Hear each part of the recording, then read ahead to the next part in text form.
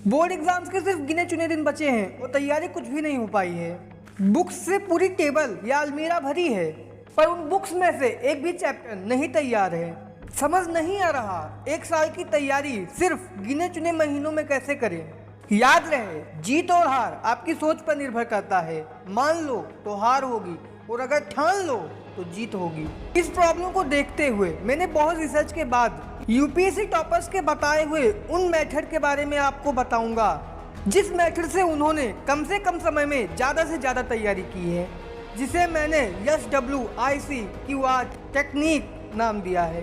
क्या आपको पता है आपके दिमाग में थॉट्स 1000 की स्पीड से दौड़ रहे हैं और आपका पूरा फोकस इस समय वीडियो पर नहीं है।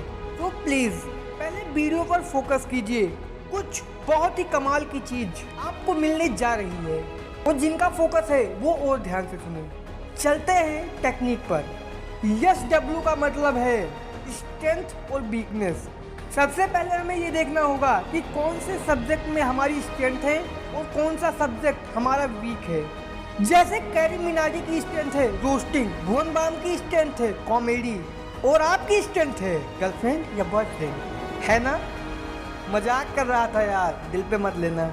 और वीकनेस के बारे में आप जानते ही हो कि वो क्या होता है। स्टूडेंट्स की सबसे बड़ी गलती ये होती है कि जो उनका सबसे वीक सब्जेक्ट होता है वो उस पर हद से ज़्यादा मेहनत करते हैं और जो सबसे स्ट्रॉन्ग सब्जेक्ट होता है उसे सबसे कम पढ़ते हैं, क्योंकि शायद स्टूडेंट्स ने कहीं सुना या मान रखा है कि हमें पहले अपने वीक सब्जेक्ट पर ध्यान देना चाहिए, हमें उसे स्ट्रॉन्ग करना चाहिए। पर यूपीएससी टॉपर्स की बात माने तो हमें अपने स्ट्रॉन्ग सब्जेक्ट की तैयारी ज़्यादा करनी चाहिए और खासकर तब जब तैयारी के लिए समय कम हो, क्योंकि आप जब अपने स्ट्रॉन्ग सब्जेक्ट को पढ़ोगे तो वो पढ़ना आपके लिए सरल और मज़ेदार होगा, जिससे वो सब्जेक्ट आपको जल्दी और अच्छे से तैयार हो जाएगा।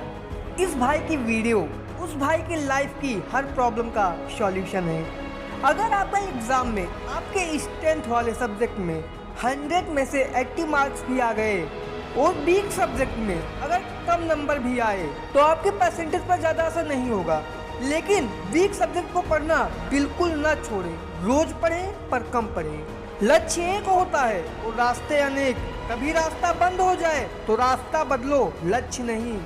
अब आपकी ज़्यादा सिलेबस वाली प्रॉब्लम सॉल्व करते हैं अपने पॉइंट सेकेंड से, जो है आईसी का मतलब है इम्पोर्टेंट चैप्टर। अब आपको उन सब्जेक्ट के मोस्ट इम्पॉर्टेंट और इम्पॉर्टेंट चैप्टर्स को अलग करना है जिन सब्जेक्ट को देखकर ही दिमाग खराब होने लगता है। इससे आपके सिलेबस का भार कम हो जाएगा। लेकिन इम्पॉर्टेंट चैप्टर पहचाने कैसे, पता कैसे चले इम्पॉर्टेंट चैप्टर है कौन सा? रुको एंड तक सारे सॉल्यूशन मिल जाएंगे। अभी आप ये समझो कि जब आप अपने इम्पॉर्टेंट चैप्टर्स को पहचान लोगे तो आपका सिलेबस अभी के सिलेबस से लगभग आधा हो जाएगा। लेकिन क्या इस आधे सिलेबस को और कम करना चाहते हैं? अगर हाँ तो इसे ध्यान से सुनो। इन चैप्टर से आपको इम्पोर्टेंट टॉपिक्स को भी अलग करना होगा, जिससे आपका सिलेबस आधा का भी आधा हो जाएगा। देखो भाई, समय कम है तो इतना तो करना होगा, पर अब आप सोच रहे होंगे इससे तो हमारे मार्क्स पर बहुत ज़्यादा इफेक्ट पड़ेगा। डर में जीना आधा जीवित रहने जैसा है, इसलिए आपके इस डर को अभी खत्म किए देता हूँ। देखो, थोड़ा बहुत तो इफेक्ट पड़ेगा, पर अगर आप इम्पोर्टेंट चैप्टर्स और टॉपिक्स अच्छे से तैयार कर लेंगे तो गारंटी है एग्जाम्स में आपके अच्छे मार्क्स आएंगे, क्योंकि एग्जाम्स के क्वेश्चन ज़्यादातर इम्पोर्टेंट चैप्टर और टॉपिक्स से ही आते हैं। लेकिन अगर आप अपने तरीके से पढ़ेंगे तो क्या गारंटी है कि आप पासिंग मार्क्स दिला पाएंगे? रियलिटी ये होगी कि आप फेल हो जाएंगे। इस ट्रिक को अपनाने के बाद कम से कम आप अपने मनपसंद लड़की या लड़के के साथ तो रहेंगे। अब आपके इस सवाल का जवाब दे दिया जाए कि इम्पोर्टेंट चैप्टर और टॉपिक्स को पहचाने कैसे, और इसका जवाब पॉइंट थर्ड में, जो है QP मतलब क्वेश्चन पेपर। पर ज़्यादातर स्टूडेंट्स अच्छे से क्वेश्चन पेपर देखना नहीं जानते और क्वेश्चन देखने के बावजूद फेल हो जाते हैं। इसलिए आप वो गलती ना करें।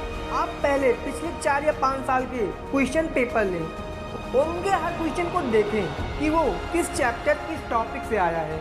फिर एक पेन कॉपी लें और कॉपी में अपने बुक्स के सारे चैप्टर्स और टॉपिक्स का नाम लिखें और हर क्वेश्चन पेपर से टॉपिक्स को सर्च करें कि किस टॉपिक से क्वेश्चन पूछा गया है। जब आप हर क्वेश्चन के टॉपिक तक पहुंच जाएंगे तो फिर बुक में देखें किस चैप्टर से ज़्यादा क्वेश्चन आए हैं और जब ये पता चल जाए तो उस चैप्टर और टॉपिक को अच्छे से तैयार कर लें। इस तरह आपकी कम समय में बहुत अच्छी तैयारी हो जाएगी। और अगर आप समझ ना पाए हों तो वीडियो दोबारा देख लें। इतना सब करने के बाद भी अगर थोड़ा बहुत ना समझ में आए तो अपने टीचर से इम्पॉर्टेंट टॉपिक और चैप्टर्स पिक करा लें। ये था पार्ट सेकेंड, कम समय में ज़्यादा तैयारी कैसे करें। पढ़ाई की टॉपिक पर मैं पूरी सीरीज़ बना रहा हूँ, so part third coming soon. और हाँ, अगर पढ़ाई करते समय कोई भी टॉपिक समझने में परेशानी हो रही है तो ये वीडियो देखो।